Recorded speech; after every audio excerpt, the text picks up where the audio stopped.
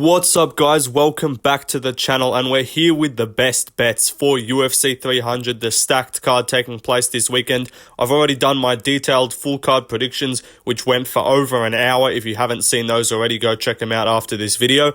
But now what we're going to be going through is disregarding my predictions.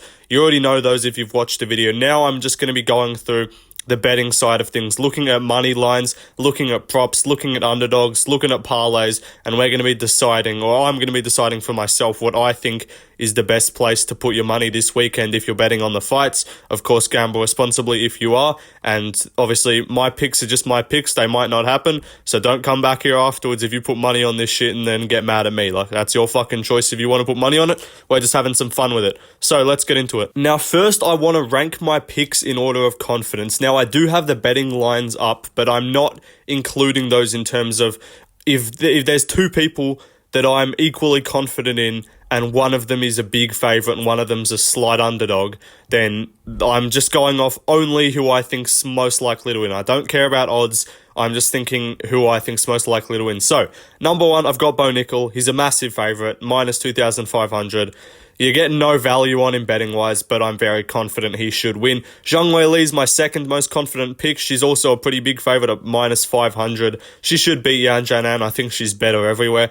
Davison Figueiredo, minus 300, also a pretty sizable favourite. I just think he's got the advantage on the feet against Cody Garbrandt, and I don't see Cody wrestling him with much success. Cody's got no chin. Davison should land, and Davison should put him out. Jalen Turner is another confident pick of mine. He's minus 240. I think he's going to beat Renato Moicano early and shin him on the feet, personally. Pereira in the main event, the champion, I think he should win that fight. I'm not, saying it's my most confident pick, but just in comparison to others, I think I'm more confident in saying Alex Pereira than I am a Justin Gaethje, disregarding the odds at all. But after that, Charles Oliveira, he is a slight underdog, and I accidentally realized I put minus 190. He's actually plus 190, so that is my mistake there. Oliveira's plus 190, but I'm pretty confident he gets it done. I think he's better everywhere. I already made a detailed prediction for just that fight alone yesterday, so go check that out too. Kayla Harrison, pretty confident.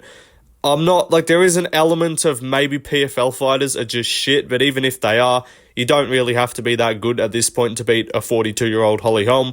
Rakic, I'm pretty confident he gets it done on the feet against Yuri. He could also wrestle. The feet, in the stand-up, definitely is more dangerous, but I'm pretty confident he can find the chin of Yuri Prohaska. Lopez, I hope he wins. I'm looking forward to that fight.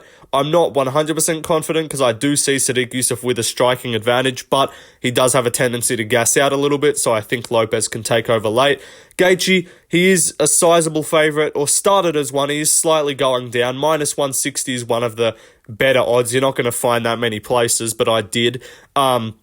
So I'm relatively confident he wins, but I do recognise that Max definitely has the capability to take over as the fight goes on and maybe wear Gaethje down late.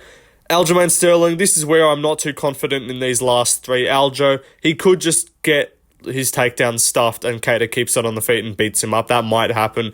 Marina Rodriguez, she's an underdog. I'm picking her as an underdog. Andrade could just chin her or wrestle her or do so. I don't know. That's just a kind of coin flip of a fight. And then Jim Miller, lastly, I do hope he wins, but a lot of my prediction for that fight is based off just the fact that Bobby Green got KO'd recently, not really to do with the technical aspect, because I do think that he does have the physical advantages in this fight with the speed and the movement. But now let's get into some underdog picks. So I have three underdogs on the card. Now, Alexander Rakic is a slight favourite. Those odds have been closing, so he might end up or might close as a pick'em or an underdog, I'm not sure. But as of right now, I have three underdog picks. They are Charles Oliveira at plus 190, Marina Rodriguez at plus 115, and Jim Miller at plus 150. You can call me scared and say I'm being safe, but I'm just going off my predictions. I made these predictions. I did not even look at the odds. I was going to pick Aljamain Sterling regardless. I actually thought he might have been an underdog. I was going to pick Rakic regardless. I actually thought he was going to be an underdog. Turns out I made my picks, then I checked the odds, and that's what I'm looking at. Oliveira's plus 190, which I am just so baffled by. I don't know how he's that wide of an underdog. Marina Rodriguez, I'm not shocked that she's an underdog. I just think that people don't really know that Andrade ain't that good anymore. I do think she's got an advantage in the feet, or on the feet technically. I think her striking's better. I think she's quicker and more precise with her punches. And then Jim Miller at plus 150, I guess it's just more of a vibes pick.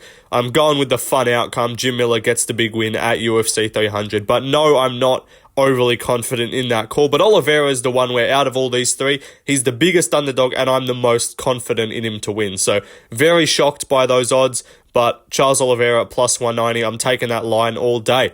But now let's move on to some money line bets that I like. So we've got Alex Pereira at minus 130 against Jamal Hill. I think he's got the advantage on the feet. I don't think Jamal's going to push the takedowns. The leg kicks of Pereira I think is going to be too much. And I think he can find a finish in this fight within the first 3 rounds. But right now we're just looking at money lines. I think the money line on Pereira is good enough value, only minus 130. That $100 wager makes you 76 back, and I'm pretty happy with that. My kind of general rule for money lines is don't bet a money line if it's over minus 200. I will usually be okay with just copping the chalk if it's like minus 180, minus 190, if I'm confident on them winning. But even if I'm super confident on them winning, like I'm not money lining Zhang Weili. I'm extremely confident she wins, but I'm just not money lining her. But that's why you see I just only have 8 people for this section. But yeah, back to Pereira. I think he's got the advantage on the feet. He's got the power. I don't think Jamal Hill has just this one-shot KO power that Pereira does. So I think Alex gets it done. But again, these are not full card prediction and breakdowns. This is just me justifying why I think these guys are on here. Because there's 13 fights on this card, and I've left out 5 of them. So there's a reason behind that. Justin Gaethje, again, he is a bigger favourite than minus 160 on a lot of things, but that line is coming down. So even if you can't find that minus 160 on your normal betting site that you go to, I think by fight day or by the time the weigh-ins happen and we see Max Holloway look bigger than Justin Gaethje at the stare-off or the face-off, I think those odds are going to be more around minus 150 for Gaethje. Plus like 130 for Max. I think we could honestly see it really come down, but I am still confident Gaethje gets it done. I think he's just got that thudding power to just stop Holloway, not put him away, but I do see Gaethje with the ability to kind of just keep Holloway at bay and just keep stinging him with punches and not allow Holloway to really get going, similar to how we saw Volk do. Oliveira, I already talked about him in the underdog section. Plus 190 for a guy who I think is better everywhere. I'm taking that all day. He's returning you $190 if you put down 100. Put down 50, you get almost 100 back. Put down 20, you're getting almost 50 back. Like, Oliveira's just giving you good value, and I don't think Harman just has an outright advantage. I think he has to fight a pretty perfect fight to win, and I think Oliveira can just catch him or capitalize on a mistake that Arman makes. With his Arman is less likely to capitalize on a mistake of Oliveira, and he really kind of has to just do everything right himself. Rakic, minus 120, close line. I'm hoping those odds come down a little bit. Maybe I could get him at like minus 110 or plus 100, get that even money. But right now, that $100 wager gets you 83 back. I'm happy enough with that. I think he's got a strong grappling advantage. Yuri's takedown defense is iffy. And then even on the feet, I just don't think Yuri's unorthodox style is going to work against someone like Rakic, who just keeps it technical, stays at range, and uses big leg kicks, which we've seen Yuri have a weakness to. Aljamain Sterling, again, I'm not overly confident he gets this one done. So if you are not into a money line of Aljo, I do not blame you.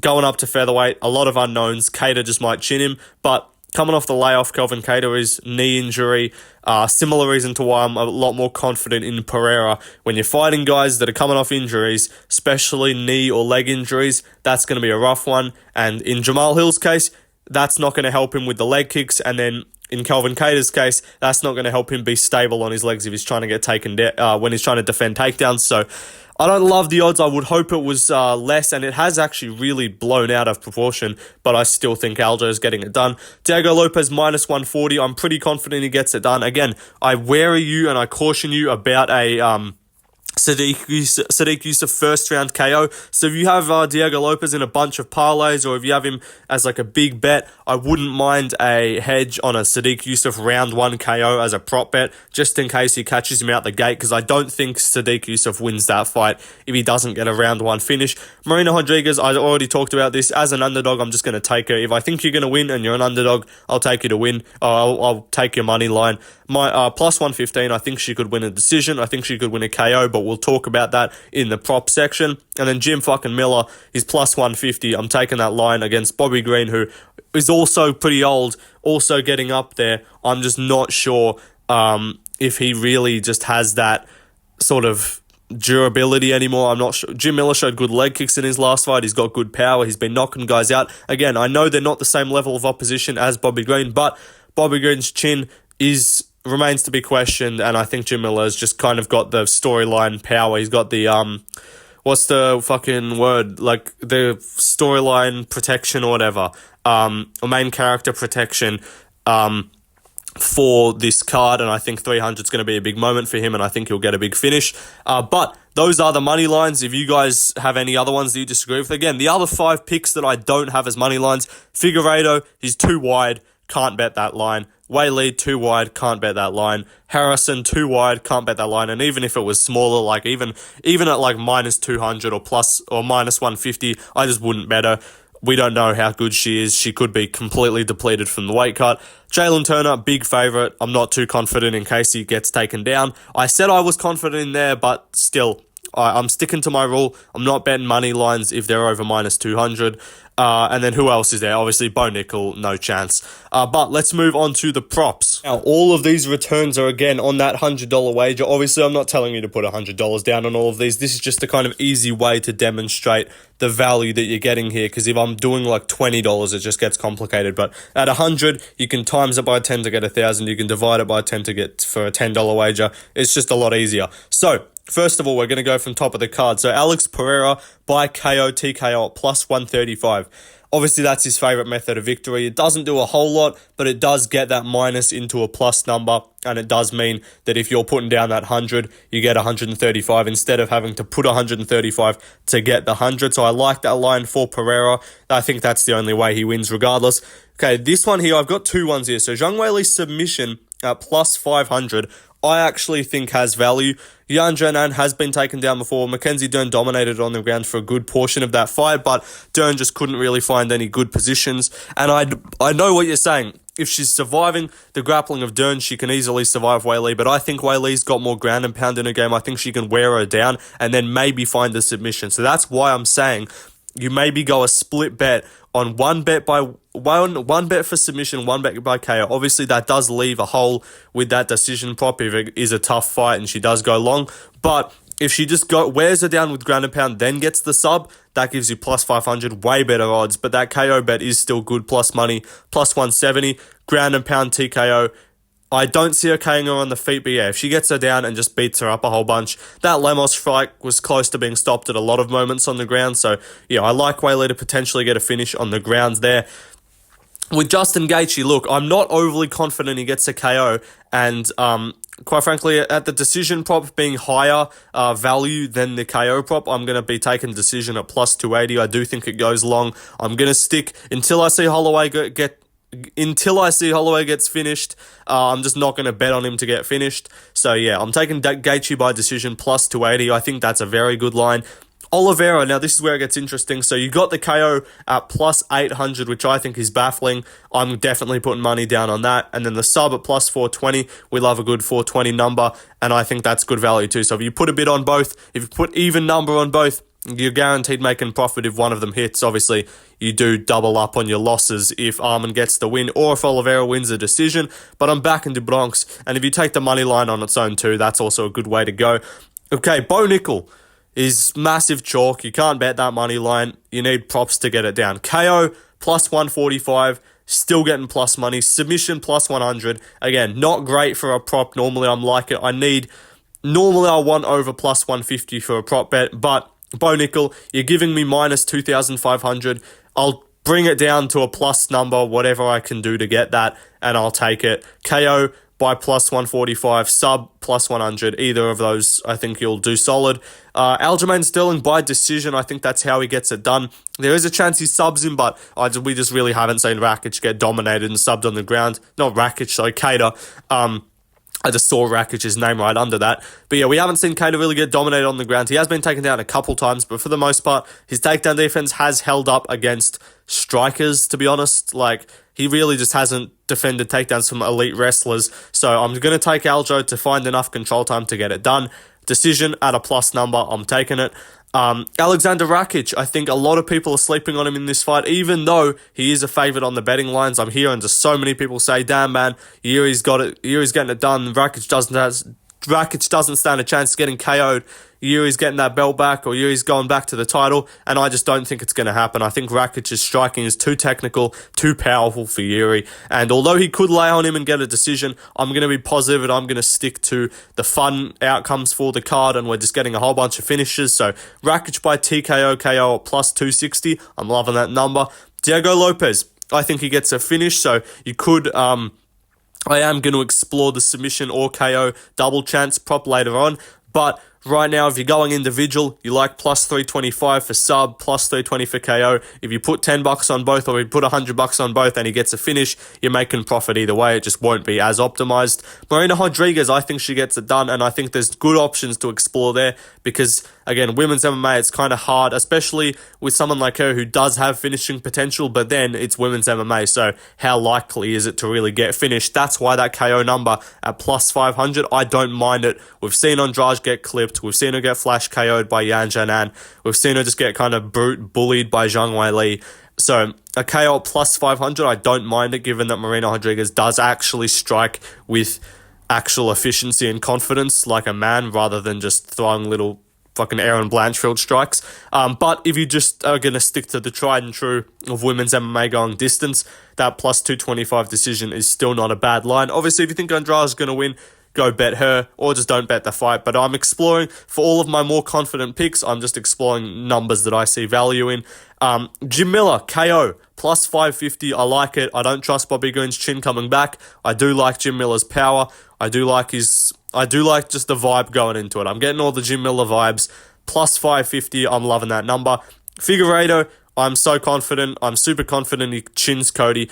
Maybe Cody's just quicker than him. Maybe Cody's a pretty quick guy, but regardless, I think Cody usually has attributes against everyone in his fights, but the one attribute he doesn't have is fight IQ and then chin, and those two combined together, recipe for disaster, and I'm pretty sure he hasn't fixed his fight IQ, and I'm pretty sure he hasn't fixed his chin. So I'm taking Figueiredo by KO. You're getting doubling your money. I'll take it.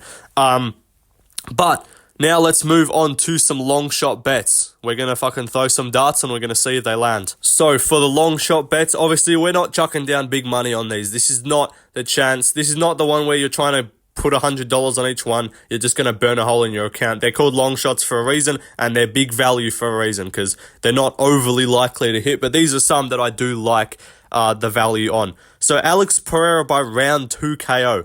I don't see either guy getting a round 1 finish. I think it will be a bit of a feeling out process. I think he will start to chew up the leg and the momentum will be building towards him, but I just don't see that finish coming in round 1. So at plus 700, I'm liking that round 2 KO. Same thing he got Yuri with, round 2 KO after chewing up his legs early. I definitely made some money on that bet to that round 2 KO against Yuri, so I'm going to trust it again. Pereira round 2 KO, plus 700, $10 makes you 70. I like it. Zhang Weili, this is a couple different options. So round 3 or 4 KO TKO, plus 625. I like that number. I think she gets a middle rounds finish, and this is where the other one, round 3 or 4 submission at plus 1400, comes into play. You are leaving some holes there. If she goes early finish, you're losing money. If she goes long, you're losing money. If she drags it out into round 5, but round 3 or 4, that's kind of what I'm feeling, that middle to late round finish. If you want to be a bit safer with it, you could go 3, 4 or 5 or 2, 3 or 4, or you just go with the prop bets rather than the long shots if you're not confident. But they're called long shots for a reason. Have some fun with them. I think if you put a bit of money on both of those, one of them hits, you'll be loving it. You'll be laughing and you'll be making some money. Gaethje, this is a couple fights with, so I'm not picking Max Holloway, but I do think it goes long, so that's where I'm saying you put a bit more on that Gaethje decision, and then you just put a little bit sprinkle on both. Gaethje round 4-5 KO/TKO plus 800. I like those odds. Just in case he gets a beatdown going, turns into the Ferguson fight. It'll be sad to watch, but that's a likely outcome in my opinion. I'm going with decision, but you can't deny there is a good chance he just thumps him up. But if you think Max Holloway, the volume king, comes on late, gets a TKO, I know that's what MMA Guru is predicting. He's predicting a round 3 KO or TKO for Holloway. I think round 3 is optimistic, but I think if he's going to get it done, it'll be late. Round 4 or 5 TKO for Max Holloway, plus 2,000, big odds. might as well sprinkle a bit of money on it, chuck some loose change, and what can go wrong? You're not going to lose. All you're going to lose is your fucking money for your local fucking candy bar that you go into the local corner store. Like, you might as well just chuck it down on a Holloway round 4 or 5 TKO bet, all up from there. Charles Oliveira, I think he gets it done, but this is where there's some big numbers here, so you can afford to do all of them because only one of these 4 will hit, or maybe none of them hit if he gets it in round 3 or decision, or if he loses. But if you want to be risky with it, $5 on all of these or $10 on all of these ain't going to go astray. Round 1 KO plus 1,500, round 2 KO plus 2,200, round 1 sub plus 850, round 2 sub plus 1,200. All of those, in my opinion, very likely to hit if you want to cover your bases. If you're really confident on round 1 KO, that is my official prediction. That's plus 1,500. But if you respect Arman's toughness, if you think it's a feeling out process, plus 2,200, I don't mind that. That's fucking good odds.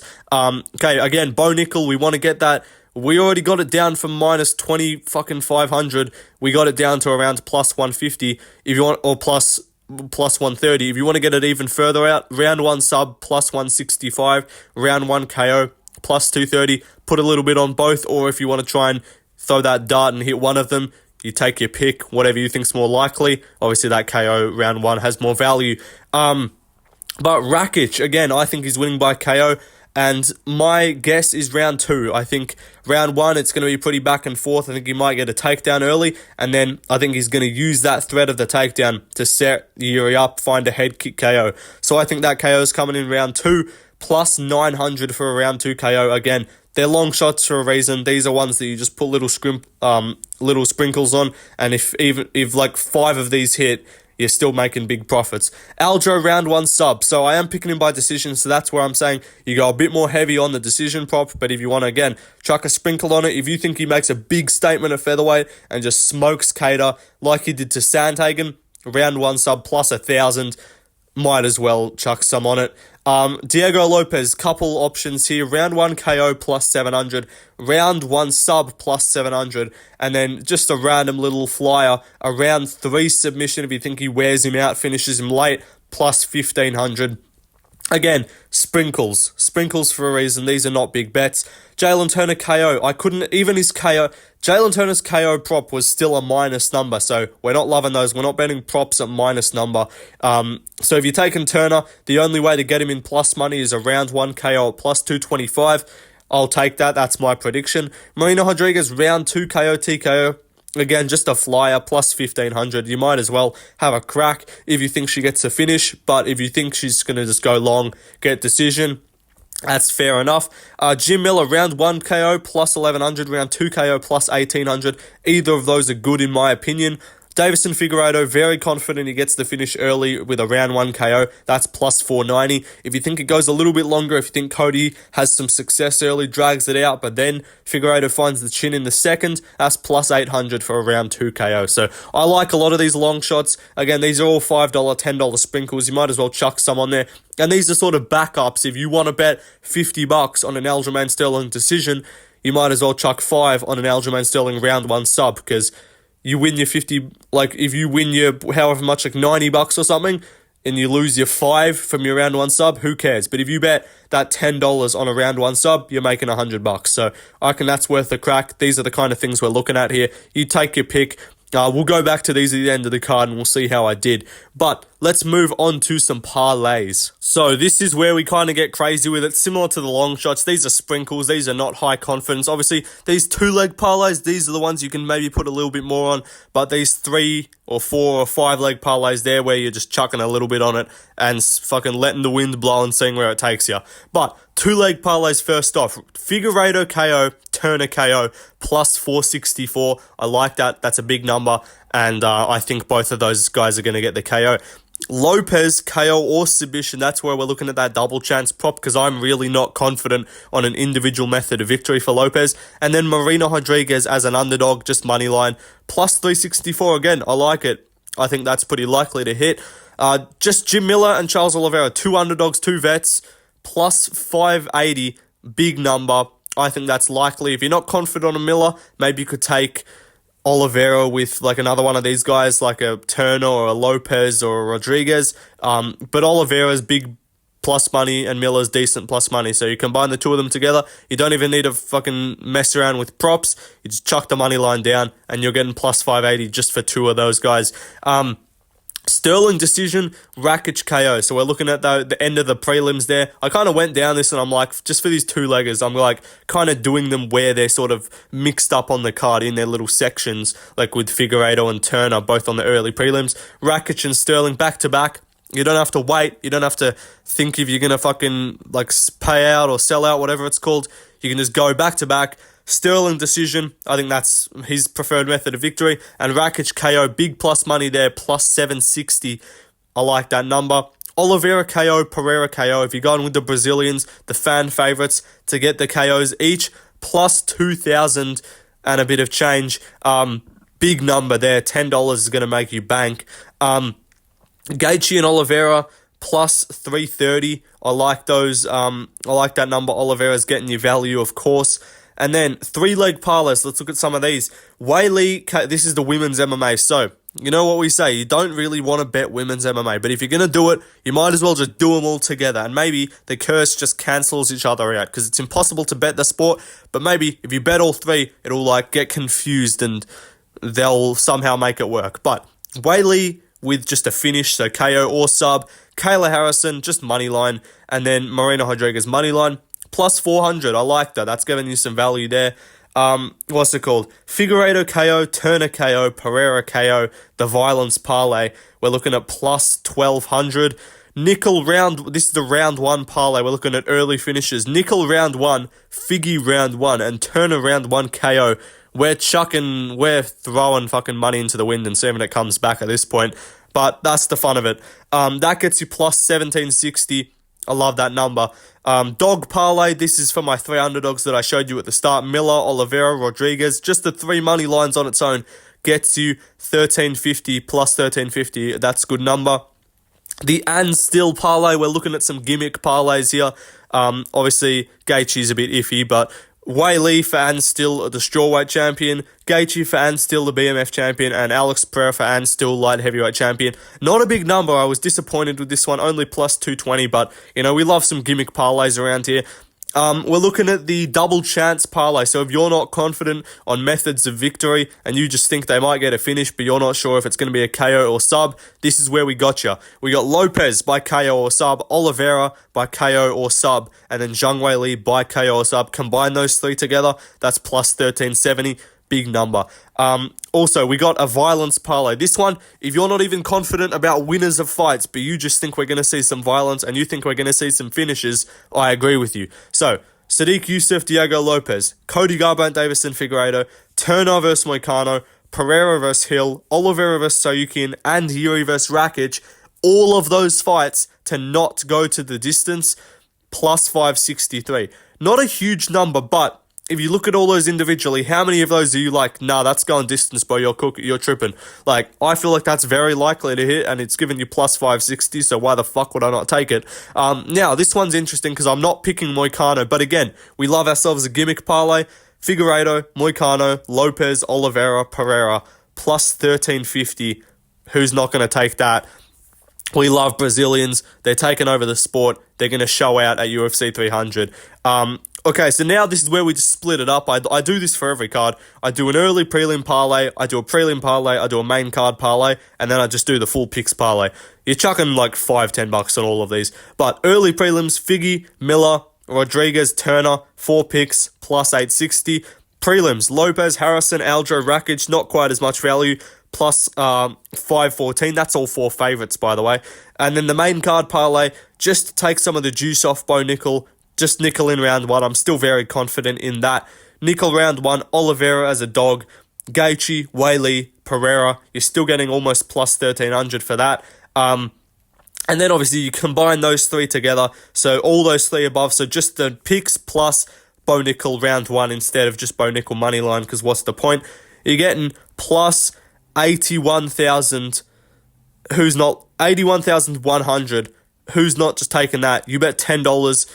You're making $8,100. Why would you not just put $5 on that? why would you not? But ladies and gentlemen, that is the picks. Those are the best bets for UFC 300. Let me know in the comments which ones you're going to take. Let me know which bets you guys like. Maybe I missed out on some, but I think I went through that pretty thoroughly. I think we've got a big chance to make some cash this weekend. And yeah, we'll come back at the end of the card. We'll see if I am a credible person to listen to, and if we are in the green or if we are in the red and we went down a fucking slippery slope and lost ourselves money. So just come down the slippery slope with me, lose money yourself.